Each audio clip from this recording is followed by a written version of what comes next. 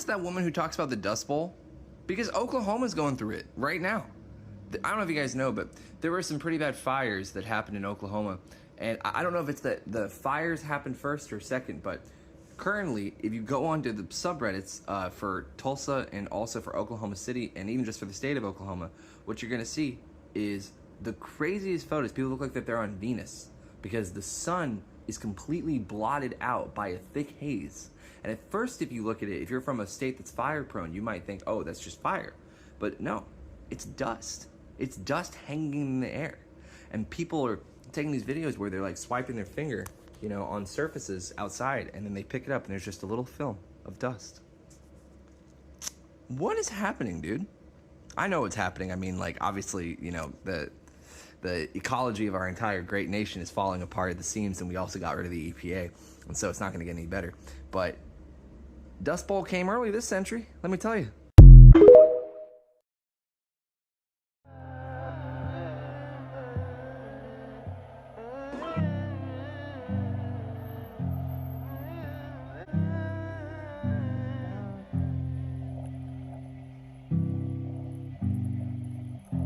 Well, with great difficulty, I made it home from work.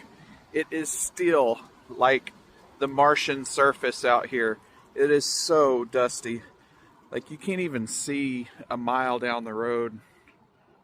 If I try to zoom in here into the distance, I don't know if that comes across on the camera or not, but it is so windy and so dusty.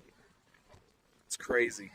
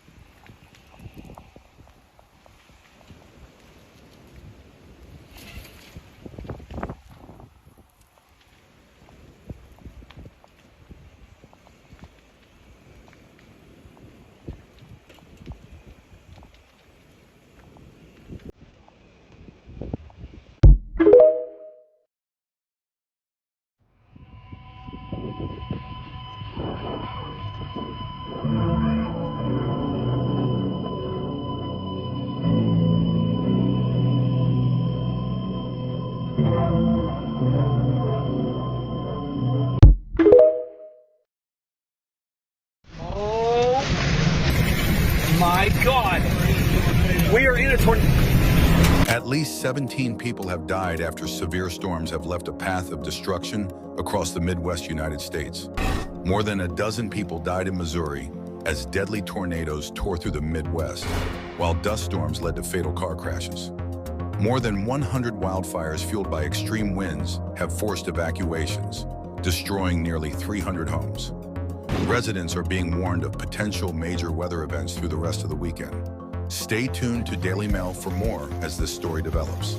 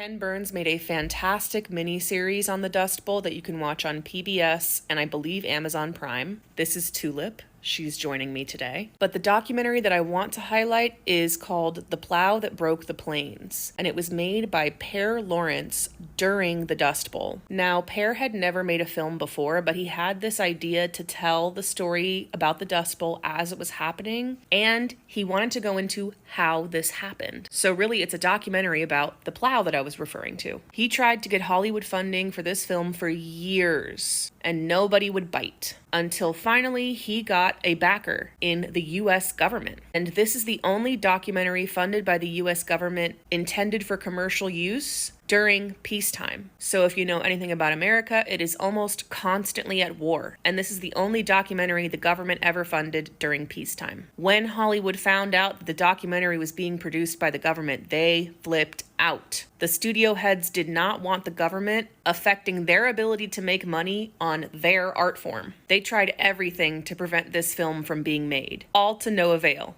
This film went forward. Now, not only is it good that this film was being made from a historical standpoint, but also Per's team was funneling money to the Dust Bowl in making it. He was paying people like $25 for 2 hours of work, which was normally like 2 months worth of pay back then. People in the region were ecstatic to help him, and actually one of the most famous images from the film is of an old-timey cowboy plowing the field with a horse-drawn plow. And this man's name was Bam White. Bam White is the same old-timey cowboy I referenced in the Locust story, and the image of Bam plowing the field became famous worldwide. The score was also made by a man named Virgil Thomas, and Virgil was from Missouri, so his heart was really in this region, and therefore he put his whole back into that soundtrack. Check it out, it's free on YouTube. It's called The Plow That Broke the Plains. This is the exact point that Timothy Egan ends the book on. He talks about how rather than changing the model itself, which needs to be done, the government said we need to keep this amount of farmland in this area. How can we make that happen? So they sent a series of pumps and pipes all the way down to the Ogallala Aquifer underground. And this is our largest body of underground fresh water in the whole U.S. He describes it like a sponge underground that spans from Texas all the way to South Dakota. It's absolutely massive. However, the problem lies with the fact that we are depleting it 8 times faster than it can replenish. And he says that it goes down by 1.1 million acre feet a day. That is 1.1 million acres a foot deep of water.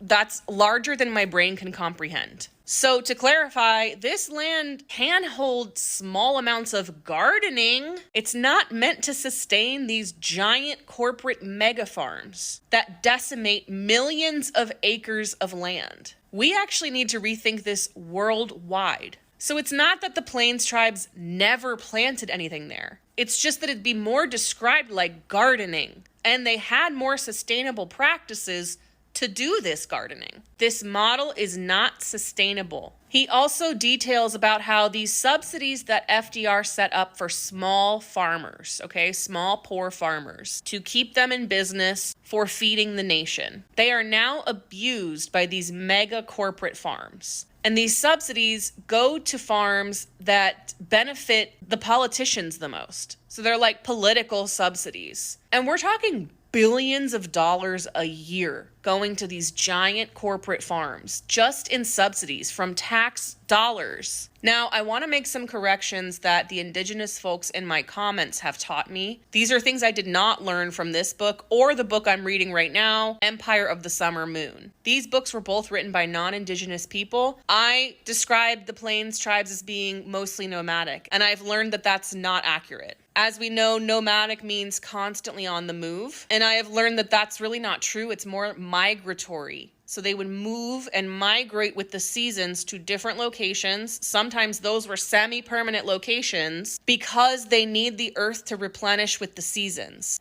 It's all about giving the earth time to replenish, just like this aquifer. So my apologies to all the Great Plains tribes. Thank you so much for being kind about teaching me this. I also want to say that in my video where I'm describing how we got to the Dust Bowl, the first time that I reference the indigenous folks being displaced from that region, I say they left. The second time in that video, I say removed. They did not leave on their own accord. That was their home for centuries. They were removed. So I just want to clarify that one I did know. I just did not use the correct language in that video, and I apologize. Now, another thing the indigenous folks taught me in my comments is that a lot of the tribe names I'm using, which again, I'm summarizing a book, so I read this, but a lot of the tribe names I used are derogatory, which that one is blowing my mind. Why are we using these terms if they're derogatory? So going forward, when I summarize the book I'm reading now, Empire of the Summer Moon, I'm going to be using the tribe names that the tribes identify with.